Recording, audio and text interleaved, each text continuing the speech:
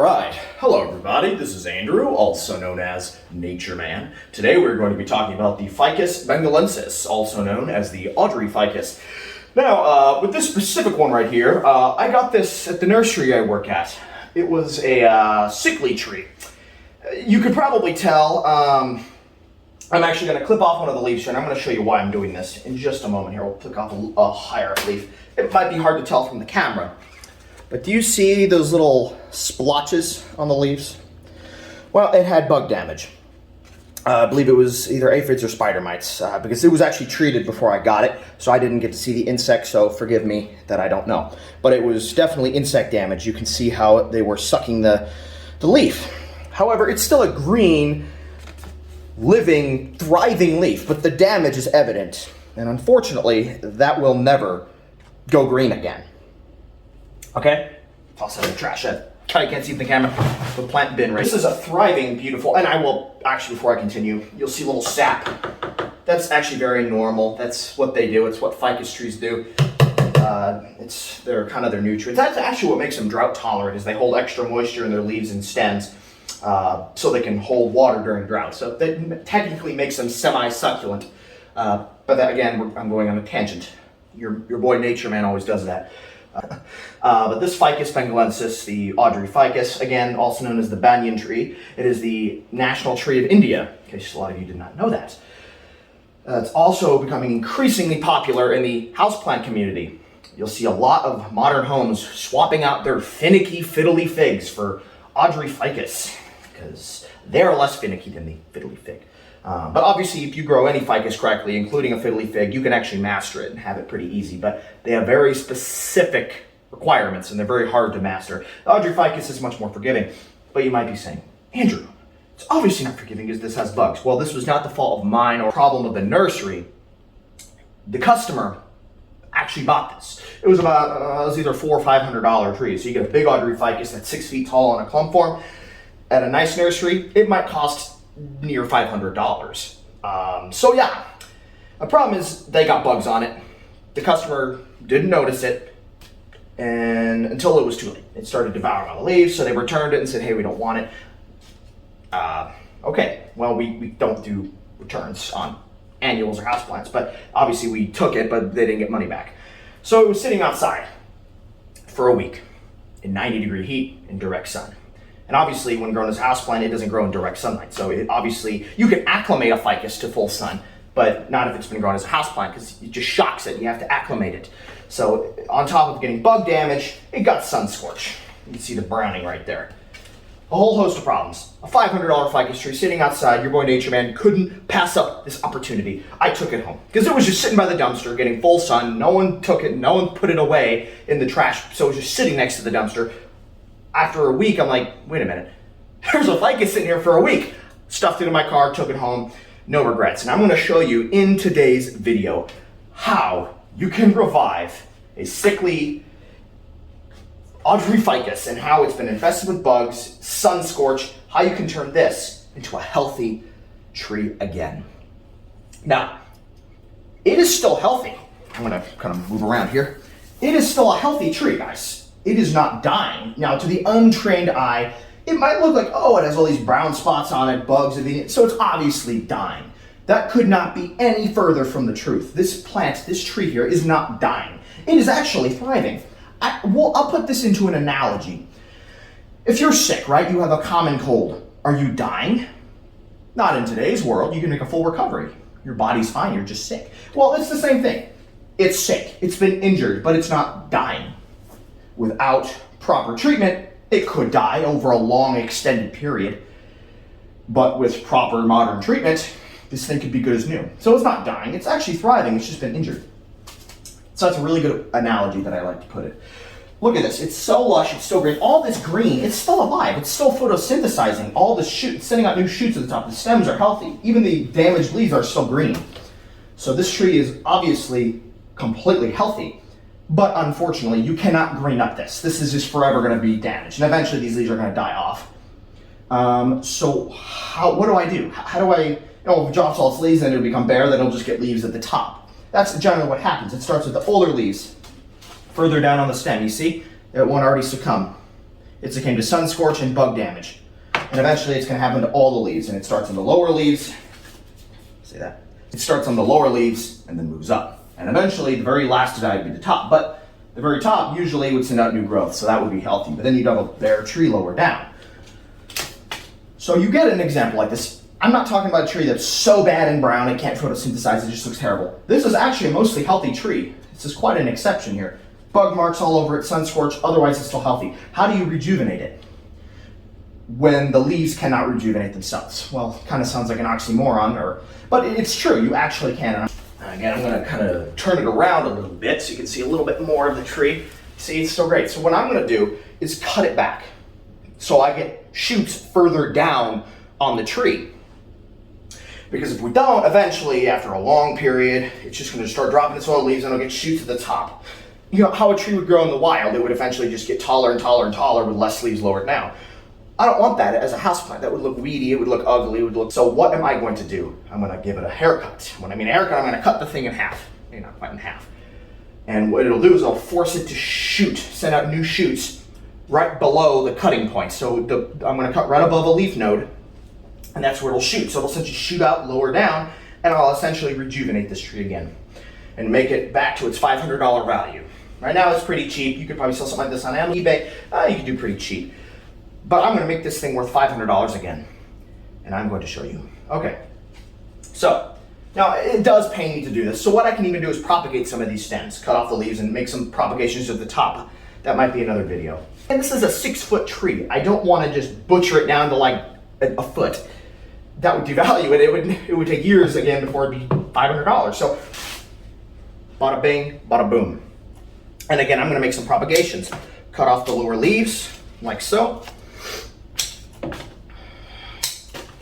And even some of those stems that are forming on this stem. And we're gonna do this.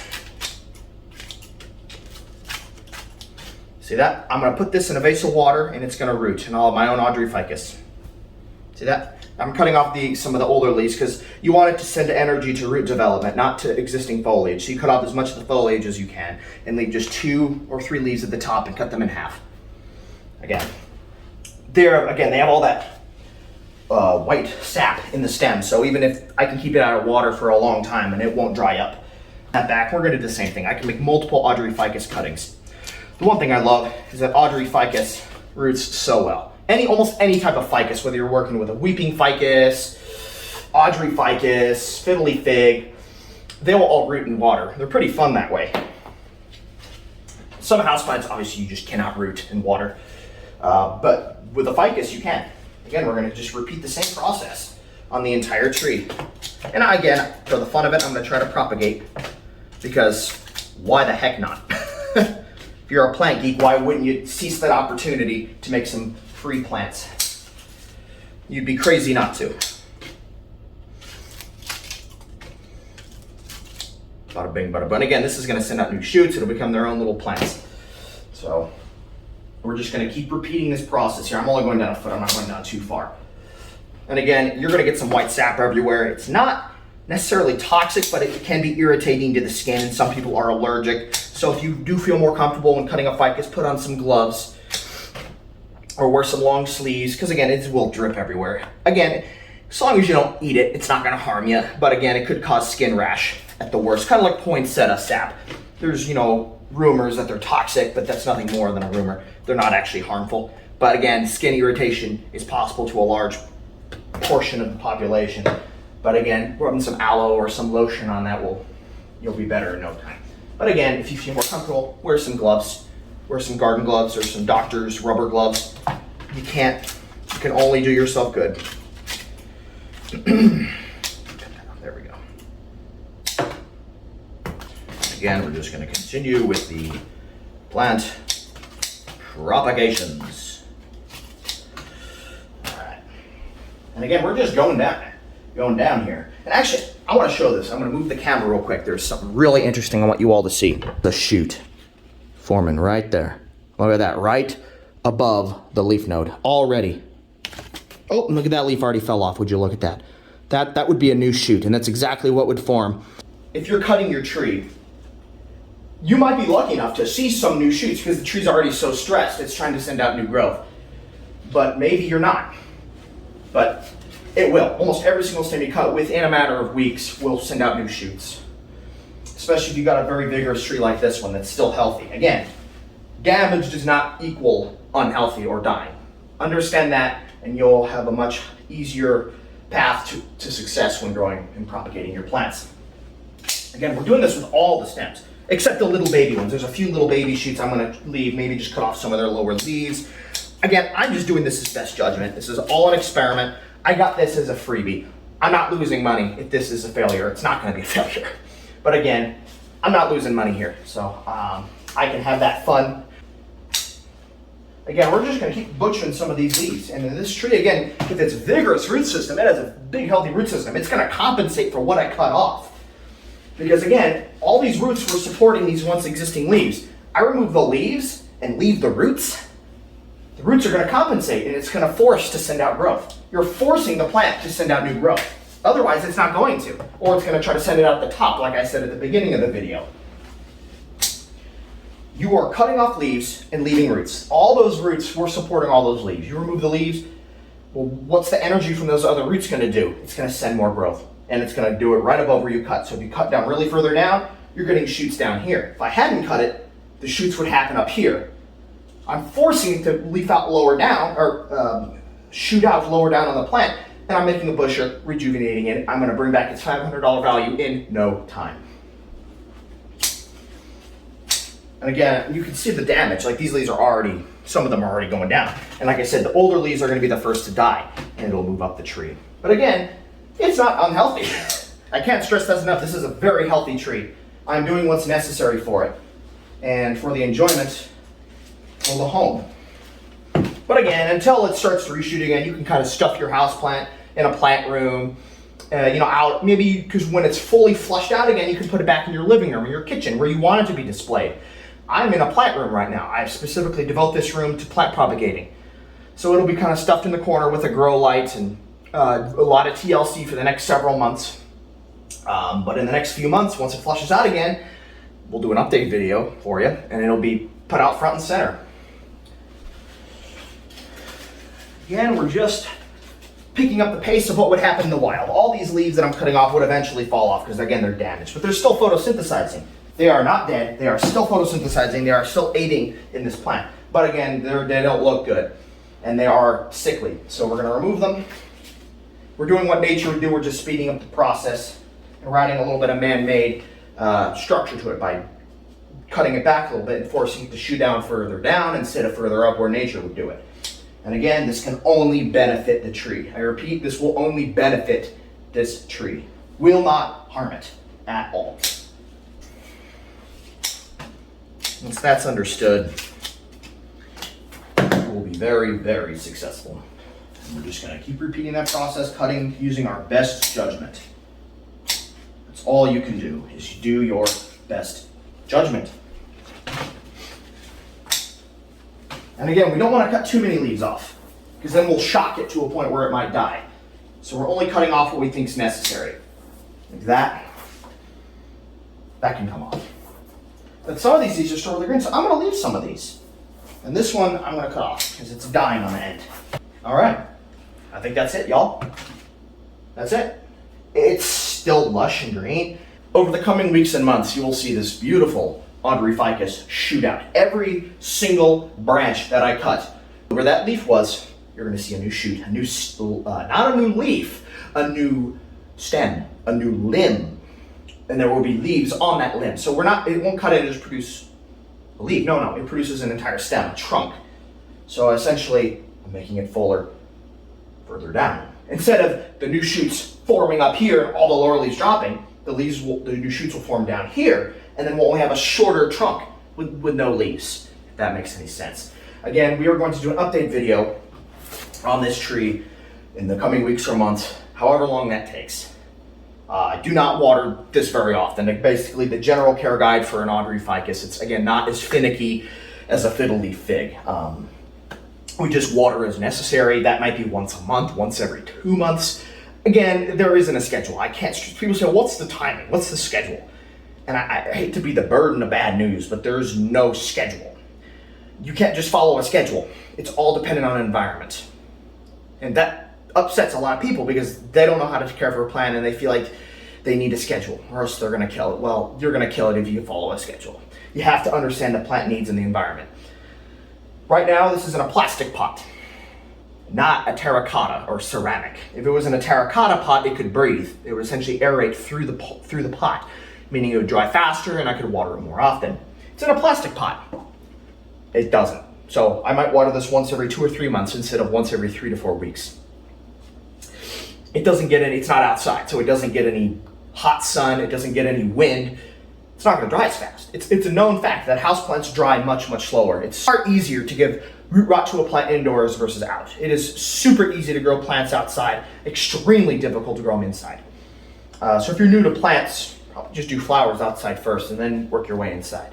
If you start with houseplants, you're gonna be very disappointed because you'll have a lot of plant deaths before you master it. So this Audrey ficus, I haven't watered it in over 2 months. It's still moist. The top of the soil is bone dry. I go down, it's almost wet. Again, that's why root rot can be an issue, so I've been very, very conservative on my watering schedule. And it's not really a schedule, I just kind of mindly, okay, every 2 months I'm gonna check it. And I have a moisture meter, I'm gonna show you guys right here. Highly, highly recommend a moisture meter. It's not electrical, it doesn't have batteries, it'll last forever if you take care of it. It just detects electrons in the soil. The one I have goes from dry, moist, wet, 1 to 10. And a general rule when you're doing with ficus, if it's below a 5, water it. If it's above a 5, don't water. If it spikes to a 10, after 2 months, you might need to repot it because it will get root rot. Again, a life-saving tool. Whether you're a beginner, houseplant, or plant grower, or you're an expert, yes, even the experts use these. They are not just for amateurs, they are for everyone. A vital tool. Not stressed enough, get a moisture meter.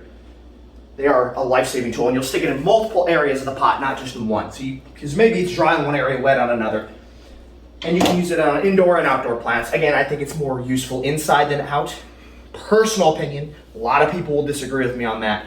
I rarely use it outside, just inside. But you can use them outside, and they are very beneficial for all your plants. We're gonna keep this area in a medium to bright indirect light. This, despite it being low maintenance, it will not tolerate low light. It will die. It will start shedding its leaves and die, especially since I'm putting this tree into shock. We want to keep this as happy as possible. I'm shocking this tree right now, but given the fact that it was so healthy with a vigorous root system, I'm not that scared. But if this were really unhealthy and it were dying and I butchered it, I'm just putting that much more shock onto it, much higher mortality rate. But it is not a much higher mortality rate, given the fact how vigorous and healthy it was. I just got to keep it happy. If I put it through any more stress, it's going to kill it. So what I'm going to do, keep it bone dry, and once it goes bone dry, I water it. I keep it dry, but once it goes completely dry, I soak it. I let it go bone dry. Never let it stay bone dry. That's the key. Do not water when it's wet. Let it go bone dry, but never let it stay bone dry.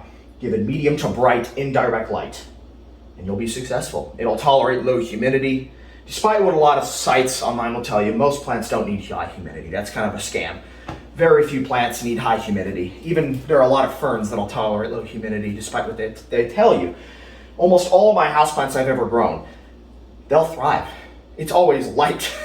It's always either not enough light or too much water. That's the 2 ways you kill a plant. And if you read online, they'll say, oh, not enough humidity. That's a scam. Plants don't need humidity. Plants don't take moisture from the leaves very often. They do from the roots. Some plants, like epiphytes, like orchids or Tillandsia air plants, they do take moisture from their leaves and they require high humidity. But if you're going a Dracaena, a Monstera, a Ficus, a Pothos, they don't need high humidity, folks. You can live in the desert, folks. You can live in the desert. They will not die. Oh, you have 1% humidity in the air. Give them enough light and enough water to the roots, they'll thrive. Even if they're a tropical plant native to the Amazon rainforest. So that's a little life hack for you for your new and growing plant community. Hope you all found this video fun, educational. We will do an update video again on this when it starts to really grow. This is Nature Man signing off. Bye.